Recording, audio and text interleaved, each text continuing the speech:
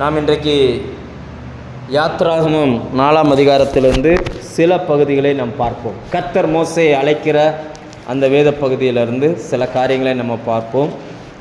ஆண்டவர் மோசேயை கூப்பிட்டு சொன்ன உடனே மோசேயினுடைய பதில் என்ன சொல்கிறார்னா, ஜனங்கள் என்னை நம்ப மாட்டார்கள்.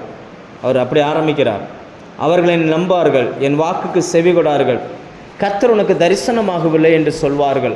இவர் போக்கு சொல்ல ஆரம்பிக்கிறார். கர்த்தர் ஊழியத்துக்கு அழைக்கிறார், இவரோ போக்கு சொல்ல ஆரம்பிக்கிறார். அப்போ ஆண்டவர் ஒரு 2 அற்புதங்களை செய்கிறார். 3வது ஒரு அற்புதத்தை சொல்லுகிறார். முதல் அற்புதம் என்னன்னா, உன் கையில் வச்சிருக்கிறது என்ன அப்படின்னு கேட்குறார். நீங்கள் யோசிங்க, கர்த்தருக்கு தெரியாதா இவர் கையில் என்ன வச்சிருக்கிறாருன்னு? மோசே கையில் என்ன வச்சிருக்காருன்னு ஆண்டவருக்கு தெரியுமா தெரியாதா? தெரியும். அப்போ அவருக்கு திரும்ப கேட்குறார், அவன் கையில் என்ன வச்சிருக்கிற அப்படின்னு கேட்குறார். அப்போ மோசே சொல்லுகிறார், ஒரு கோல் அப்படின்றார். அதை கீழே போடு அப்படின்றார். கீழே போட்டால் இப்போ கோல் என்னவா மாறிடுச்சு? பாம்பாக மாறிடுச்சு. ஸோ இதுலேருந்து நம்ம என்ன தெரிஞ்சுக்கிறோம் அப்படின்னா, நம்மை கொல்லுகிற எதையோ ஒன்றை நம்ம கையில் வச்சுருக்கிறோம்.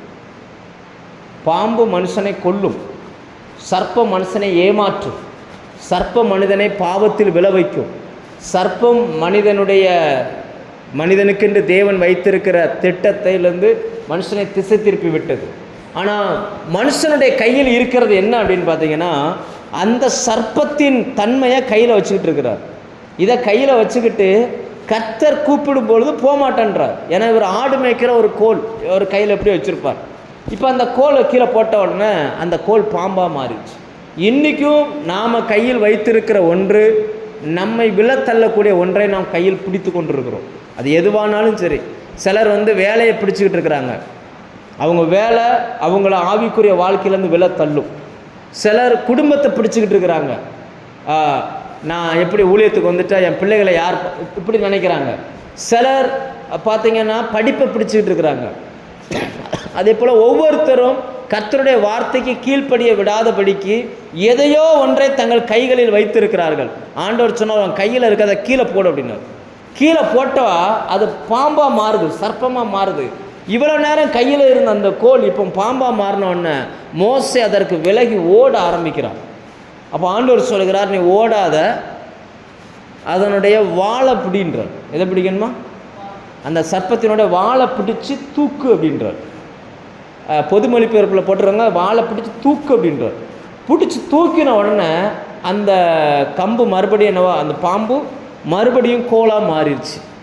இது ஒரு அற்புதம் ஆண்டவர் சொன்னார். அப்போ இது அவர் கையில் வச்சிருக்கிறது இந்த கோலை தான் என்ன செஞ்சுருக்காரு? கையில் வச்சுக்கிட்டு இருக்கிறார். நம்ம அதை புரிஞ்சுக்கிடணும். இன்றைக்கி நம்ம நிறைய நேரங்களில் தேவன் இப்போ ஆண்டவர் ஒரு வேலை சொல்கிறாரு, செய்ய மாட்டேன்னு மோசே ஏன் சொல்கிறாருன்னா, இப்போ மோசேக்கு 40 வருஷம் ஆடு மேய்ச்சி பழகிட்டார். இவர் என்ன நினைக்கிறாருன்னா, மீதி உள்ள நாட்கள் நான் இப்படியே இருந்துட்டு போயிருந்தேன், இனி புதுசாக நான் போய் இங்கேருந்து அலைஞ்சு, ஏன்னா என் வயசு 80 ஆச்சுல, 80 வயசுக்கு மேலே நம்ம அங்கங்கன்னு அலையணுமா? சிலர்லாம் சொல்லுவாங்க, இவ்வளோ வயசாகிடுச்சு, இருக்கிற காலம் வரைக்கும் இப்படியே இருந்துட்டு போகிறத விட்டுட்டு அப்படின்ற மாதிரி மோசே யோசிக்கிறார். அடுத்து 2வது ஒரு அற்புதம் சொல்லுகிறார். என்னென்னா, அந்த கோலை கையில் வச்சுருந்தார்ல, இப்போ அந்த கையை உன் மடியில் போடு அப்படின்றார். மடியில் போட்டுட்டு எடுத்தால் கை என்னவா மாறிடுச்சான்? குஷ்டரோகமாக மாறிடுச்சு.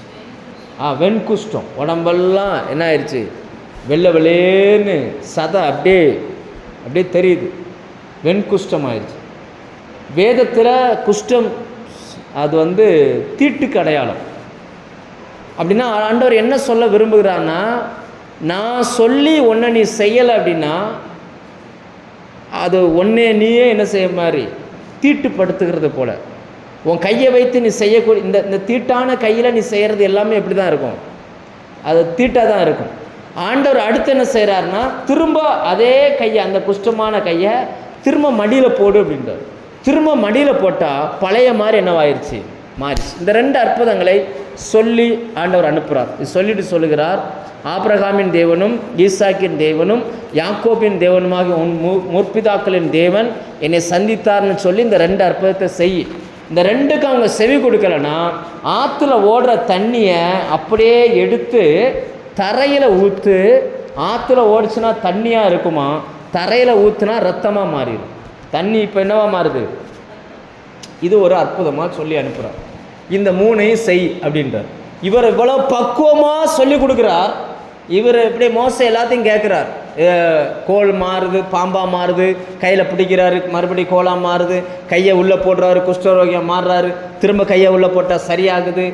இதெல்லாம் கேட்டுட்டு அதுக்கப்புறம் மறுபடியும் சொல்கிறாரு, ஆண்டவரே இதெல்லாம் வேண்டாம், நீங்கள் வேற யாரையாவது என்ன செஞ்சுருங்க, அனுப்பிடுங்க. இப்போ ஆண்டவருக்கு கோபம் வருகிறது. ஆண்டவருக்கு என்ன வந்துருச்சு? தேவன் எப்போவுமே சமாதானமாக டீல் பண்ண மாட்டார். நல்லா புரிஞ்சுக்கோங்க. எப்போவுமே சமாதானமான நாட்கள் நமக்கு கிடைக்காது. ஆண்டவர் சொல்லி சொல்லி பார்க்குறாரு. நீ பாரு, உன் கையில் இருக்கிறது சரியில்லை, நீ பிசாசை கையில் வச்சுக்கிட்டு இருக்கிற, அதை கீழே போடு. உன் கையில் இருக்கிறத மடியில் உன் மடிக்குள்ளே வச்சிருக்கிறது குஷ்டரோகத்தை உண்டு பண்ணக்கூடிய ஒன்று உன் மடியில் வச்சுருக்கிற, நீ சரியில்லை, நீ அதெல்லாம் விட்டுட்டு நான் சொல்கிற இடத்துக்கு நீ வா அப்படின்னு கூப்பிட்டுருக்காரு. ஆனால் மோசே என்ன சொல்கிறாருன்னா, இல்லை ஆண்டவரே, நீர் அனுப்ப விருப்பமாக இருக்கிற யாரையாவது என்ன செய்யுங்க, அனுப்புங்க. அதுக்கு ஒரு காரணம் சொல்கிறார். என்னன்னா, நான் மந்த நான் உள்ளவன். நான் யார்? திக்குவாயும். அப்படின்னா அர்த்தம் என்னென்னா, திக்குவாயினோடனே சிலர்லாம் பேசும்போது சொல்லுவாங்கள்ல, அப்படி அந்த திக்குவாய் இல்லை, அந்த திக்குவாய் கிடையாது. அவர் சொல்ல வர்றது அந்த திக்குவாயை சொல்லலை. ஏன்னா லூக்கா அப்போஸ்தலர் 7ஆம் அதிகாரம் எடுத்தீங்கன்னா, அங்கே மோசே குறித்து பைபிள் சொல்லுகிறது, எகிப்தியருடைய சகல சாஸ்திரங்களிலும் கற்று தேர்ந்தவன், வாக்கிலும் செய்கையிலும் வல்லவன். மோசையை போல ஃப்ளூயண்டாக பேச முடியாது, மோசையை போல ஒரு காரியத்தை செய்ய முடியாது. இந்த வசனம் எங்கே இருக்குன்னு பாருமா. மோசே இஸ்ரவேல் தேசத்தில் எகிப்தியர்களுடைய சகல சாஸ்திரங்களையும் படித்தவன், நல்ல பேசக்கூடிய நபர். ஆனால் அந்த பேச்சு திறமெல்லாம் இந்த 40 வருஷமாக ஆடு மேய்ச்சி ஆடுகளோடு பழகி பழைய பேச்சு திறமெல்லாம் இப்போ இல்லை. இப்போ என்ன சொல்கிறாருன்னா, ராஜாட்ட போய் பேசணுன்னா அலுவல் சார்ந்த அந்த மொழி வேணும். அதனால் என்ன பண்ணிட்டார் அப்படின்னாச்சுன்னா, இனி என்னால் போக முடியாது அப்படின்னு அவர் நம்புகிறார். 22 வசனம் வாசிங்க. மோசே சகல சாஸ்திரங்களையும் கற்பிக்கப்பட்டு வாக்கிலும் செய்கையிலும். அப்போ மோசே பேசுறதுல பெரியாள். ஆனால் இங்கே சொல்கிறார், 40 வருஷம் கழிச்சு சொல்கிறாரு, நான் பேச தெரியாதுன்றார். அப்படின்னா அர்த்தம் என்னென்னா, இதுவரைக்கும் படிச்சிருந்த படிப்பு, பேசுகிற திறமை, பேசக்கூடிய மொழி எல்லாமே மாறிப்போச்சு. அங்கே அந்த ராஜாக்கள் பேசுகிற அந்த மொழி மாறிப்போச்சு. 40 வருஷமாயிருச்சு. இப்போ ஒன்றும் இல்லை, தமிழ்நாட்டில் இருந்துட்டு யாராவது வெளிநாட்டுக்கு வேலைக்கு போனாருன்னு வச்சுக்கோங்களேன், ஒரு 10 வருஷம் வெளிநாட்டில் இருந்துட்டா அவங்களுக்கு தமிழ் சரியாக வராது. ஏன்னா அந்த மொழி பேசி பழகிட்டாங்களா. இப்போ இங்கே ஸ்பீடாக அந்த மொழி வராது, தமிழ் ஸ்பீடாக பேச முடியாது. அவங்க ஸ்பீடாக பேசணும்னு நினச்சாலும் இங்கிலீஷ் கூட வந்துடும். நான் சொல்கிறது புரியுது அவங்களுக்கு. ஆனால் தமிழ்லே ரெகுலராக பேசி ஒன்றும் வேண்டாம். இங்கேருந்து ஒருத்தர் பாம்பேக்கு போகிறார், 10 வருஷம் ஹிந்திக்காரன் கூட பழகிட்டார். இங்கே வந்தால் தமிழ் சரியாக வராது, பேசும்போதே அந்த ஹிந்தி வார்த்தை 4-5 உள்ளே வந்துடும். அதைத்தான் மோசே இங்கே சொல்கிறாரு, நான் போய் ராஜா கிட்ட, என்னை நீங்கள் அனுப்புறது மக்கள்கிட்ட பேச அனுப்பலை, ராஜா கிட்ட பேச அனுப்புறீங்க. ராஜ சமூகத்தில் போய் பேசணும்னா அவன் பாஷையை அவனுக்கு ஈக்குவலாக பேசணும். இப்போ என்னால் அப்படி பேச முடியாது, நான் இங்கே ஆடு மாடுகளோடு பழகிட்டேன். 2வது இங்கே இருக்கிற மொழியிலே பேசி பழகிட்டேன். இது மீதியான் தேசம், அது எகிப்து தேசம். இன்றைக்கி இருக்கிறது போல் உலக பொதுமொழிகள் அன்றைக்கி கிடையாது. இப்போ உலக பொதுமொழின்னு என்னது? இப்போ இங்கிலீஷ் தெரிஞ்சால் எந்த நாட்டுக்கு வேணாலும் நீங்கள் போயிடலாம், எங்கே வேணாலும் போய் எதுனாலும் வாங்கிடலாம். அந்த நாட்களில் அப்படி கிடையாது. ஒவ்வொரு நாட்டுக்கும் ஒவ்வொரு பாஷை. அந்த பாஷை தெரிஞ்சவன் அங்கே இருக்க மாட்டான். இன்னொரு நாட்டுக்கு போகணுன்னா இன்னொரு பாஷை நமக்கு தெரியணும். அப்போ அதனால தான் மோசே சொல்கிறாரு, நான் திக்கு வாயி, ஏன்னா என்னால் சரளமாக பேச முடியாது. சில வார்த்தை பேசும்போது இந்த வார்த்தை உள்ளே வந்துடும். நான் மந்த நாவாக இருக்கிறேன், என்னால் சின்ன வயசில் வேகமாக கற்றுக்கிட்டது போல் இப்போ என்னால் கற்றுக்கிட முடியலை, அப்டேஷனில் நான் வர முடியலை, அதனால் என்னை விட்டுருங்க, நீங்கள் வேறு யாரையாவது அனுப்புங்க அப்படின்ற ரைட்டா. தன்னுடைய பலகீனத்தை அவர் சொல்லுகிறார். இன்றைக்கும் நம்மளுடைய வீக்னஸை நிறைய பேர் பார்த்துக்கிட்டு இருக்கிறாங்க. எனக்கு பைபிள் படிக்க தெரியாது, எனக்கு ஜெபம் பண்ண தெரியாது, நான் இப்படியே தான் இருப்பேன், எனக்கு வயசாயிருச்சு, இனி நான் என்னத்தை கற்றுக்கிட வேண்டியிருக்கு இல்லையா, இருக்கிற காலமெல்லாம் இப்படியே இருந்துட்டேன், இனி போகிற வரைக்கும் இப்படியே இருந்துட்டு போயிருந்தேன். நான் ஜெபம் பண்ண, எனக்கு ஜெபம் பண்ண தெரியும், எனக்கு ஜெபம் பண்ண வராது, எனக்கு பேச வராது, எனக்கு அதெல்லாம் சரியாக வராது, நம்ம சொல்லிக்கிறோம் வராது அப்படின்னு நம்ம சொல்லிக்கிறோம். அப்போ ஆண்டவர் ஒரு நல்ல வார்த்தை சொல்லுகிறார். அந்த வசனத்தை வாசிங்க, 11ஆம் வசனம், 11 யாத்ராகமம் 4:10. கர்த்தர் அவனை நோக்கி, மனுஷனுக்கு வாயை உண்டாக்கினவர் யார்?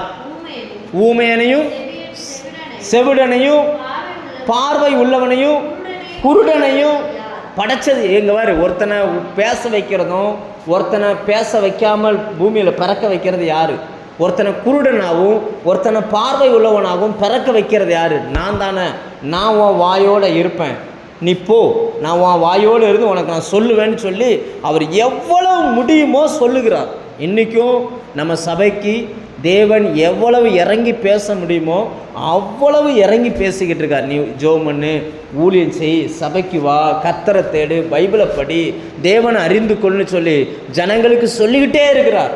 அந்த மோசே செவி கொடுக்காமல் போனது போலவே நம்ம ஆளுகளும் பண்ணிக்கிட்டு இருக்கிறாங்க. அடுத்ததாக மோசே சொல்கிறாரு, இல்லை இல்லை இல்லை, நீங்கள் அனுப்ப விரும்புகிற யாரையாவது அனுப்பும், என்ன விட்டுரும்.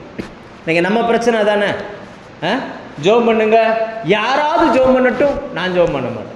சர்ச்சில் இப்போ ஒரு அறிவிப்பு சொல்கிறோம், ஜெபம் பண்ணுங்க அப்படின்ட்டு, உடனே மழை பெய்தது போல் சட சட சடன்னு மக்கள் ஜெபம் பண்ணுறாங்களா?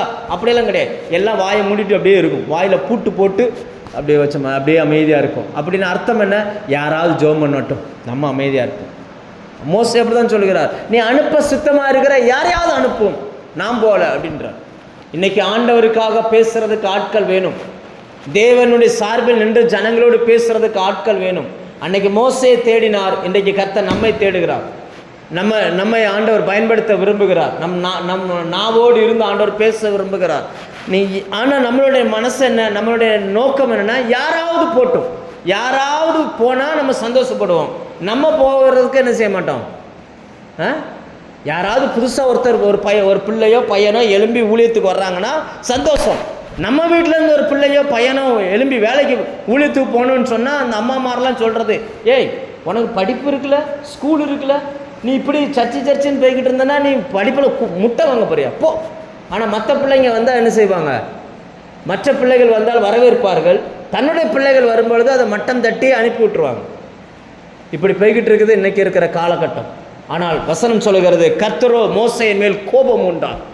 கோபம் உண்டு. அடுத்த ஆப்ஷனுக்கு அவர் வர்றார். அடுத்து சொல்கிறாரு, லேவியனாகிய ஆரோன் உன்னுடைய சகோதரன் அல்லவா, அவன் நல்லா பேசுவான் அப்படின்றார். அவன் என்ன செய்வானா, அவன் நல்லா பேசுவான். நல்லா கவனிச்சுக்கோங்க. நீங்கள் விடுகிற இன்னும் நீங்கள் வேண்டான்னு சொல்லும்போது அந்த வாய்ப்பு இன்னொரு நபருக்கு போகுது. நீங்கள் வேண்டான்னு சொல்கிறதுனால அந்த வாய்ப்பு என்ன செய்யுது, ஆண்டவர் மோசையை மட்டும்தான் பயன்படுத்த விரும்பினார். ஆனால் மோசே வேண்டான்னு சொன்னதுனால இப்போ மோசைக்கு ஒரு அசிஸ்டண்ட்டை வைக்கிறார். அந்த அசிஸ்டண்ட்டை நிமித்தமாக வந்தது தான் விக்கிரக வணக்கம். இன்றைக்கி உலகம் முழுக்க அது வந்துச்சு. அதுக்கு முன்னாடி வரைக்கும் பார்த்திங்கன்னா இப்படிப்பட்ட பிரச்சனைகள் என்ன செய்யலை, வரலை. இந்த மோசையின் அசிஸ்டண்ட் மூலமாக வந்தது தான் இந்த பூநூல் போட்ட குறிப்பு.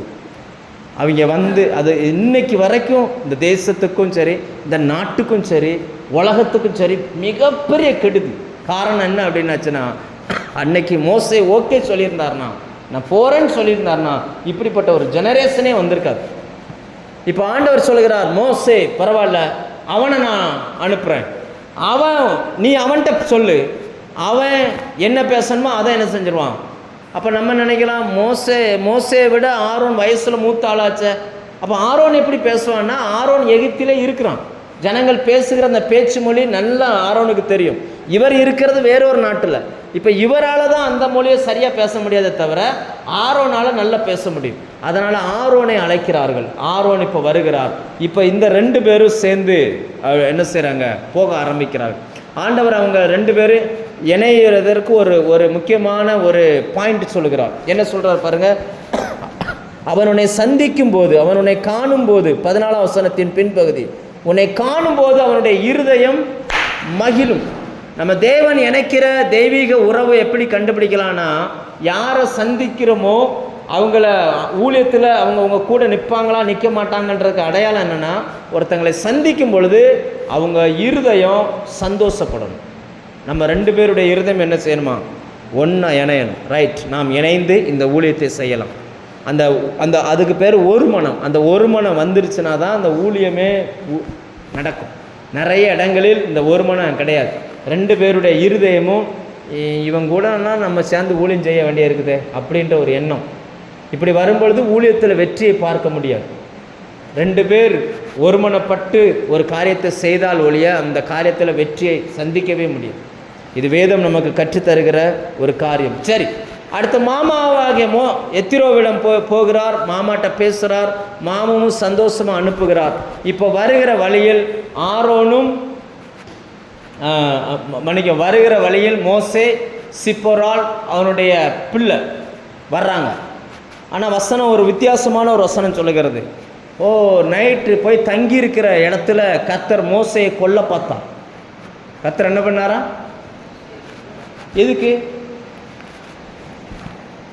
எதுக்கு கொல்ல பார்க்குறாருன்னு நினைக்கிறீங்க?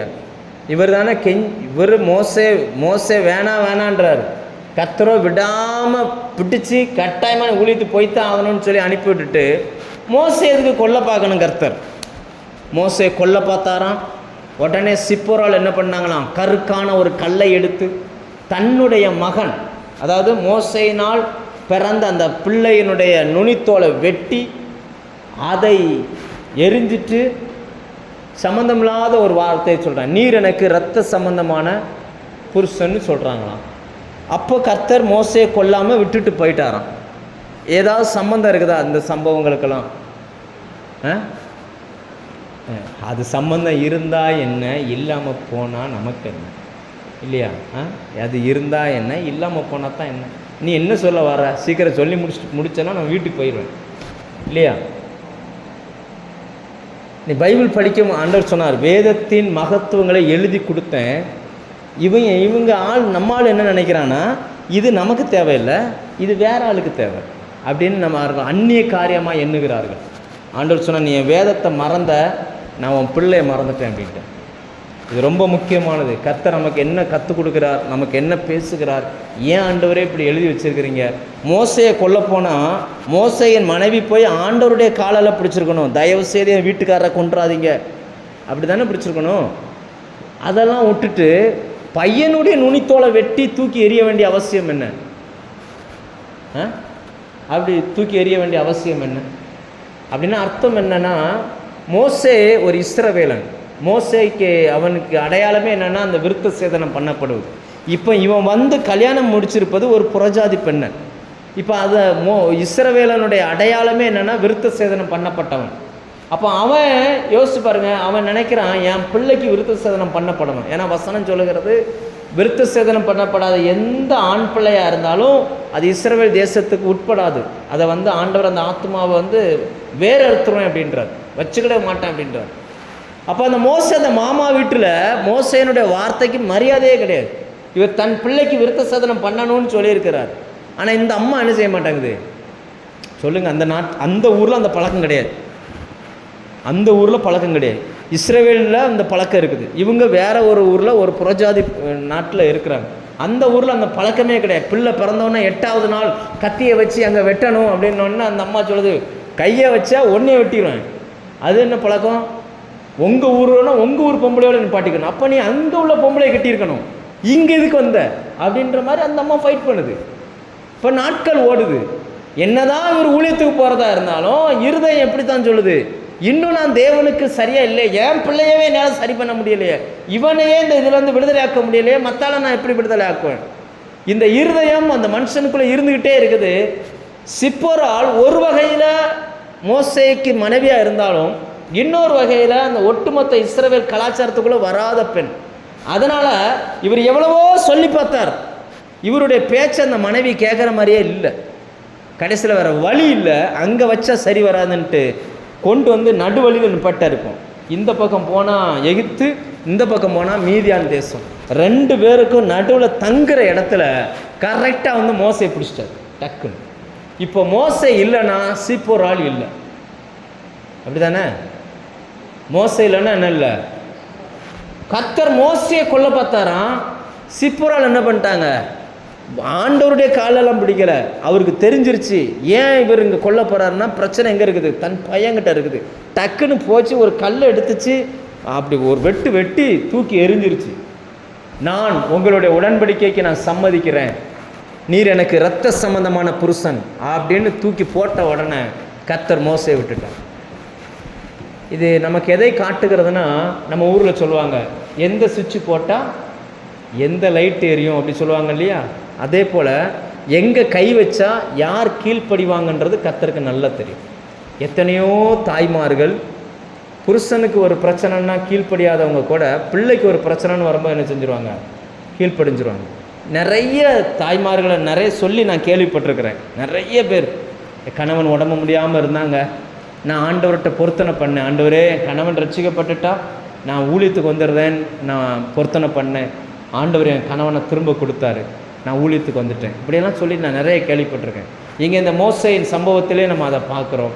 கீழ்ப்படியாத இப்போ அந்த குடும்பம் கீழ்ப்படிய ஆரம்பிக்கிறது. அதன் பிறகு அவர்கள் ட்ராவல் பண்ணி வருகிறார்கள். வருகிற வழியில் மோசேயும் ஆரோனும் சந்திக்கிறார்கள். 40 வருஷம் கழித்து அண்ணன் தம்பி 2 பேரும் மீட் பண்ணுறாங்க. 40 வருஷம் யோசிச்சு பாருங்க, 40 வருஷம் கழித்து மீட் பண்ணுறாங்க. ஆண்டவர் ஆரோனோடு போய் சொல்லுகிறார், நீ போ, மோசே வருவான், அவனுடைய வாயில் நான் வார்த்தையை வச்சுருப்பேன், நீங்கள் 2 பேரும் சேர்ந்து நின்னீங்கன்னா உங்கள் 2 பேர்கிட்டே நான் என்னுடைய வார்த்தையை தருவேன், நீங்கள் கொண்டுட்டு போய் அந்த ஜனங்கள் மத்தியில் பேசுங்க அப்படின்னு சொல்லுகிறார். இவர்கள் வருகிறார்கள், ஜனங்களை சந்திக்கிறார்கள், ஜனங்களோடு பேச ஆரம்பிக்கிறார்கள். லேலுயா. இப்படி தான் அந்த 4ஆம் அதிகாரம் முடிவடைகிறது. அவர்கள் கேட்ட பொழுது, அந்த ஜனங்கள் கேட்ட பொழுது தலை குனிந்து கர்த்தரை பணிந்து கொண்டார்கள். இப்போ 400 வருஷமாக அடிமையாக இருந்த அந்த ஜனங்களுக்கு விடுவிக்கும்படியாய் தேவன் 2 பேரை கொண்டு வந்துட்டார். ஸோ இதிலிருந்து நாம் கற்றுக்கொள்ள வேண்டிய பாடம் என்னவென்றால், நம்மை அழிக்கிற ஏதோ ஒன்றை நம்ம கையில் வச்சுருக்கிறோம், அதை நீங்கள் கீழே போடுங்க. கீழே போட்டு அதுக்கப்புறம் கர்த்தர் உங்களுக்கு சொல்லுகிற அந்த மெத்தடில் பிடிங்க, அது உங்களை ஒன்றுமே சேதப்படுத்தாது. ரைட்டா? 2வது, தேவன் சொன்ன வார்த்தைக்கு நீங்கள் கீழ்ப்படிங்க. ஊமையோ குருடோ கண்ணோ நம்மளுடைய பலகீனம் தேவனுடைய திட்டத்தை தடை பண்ணாது. லேலுயா.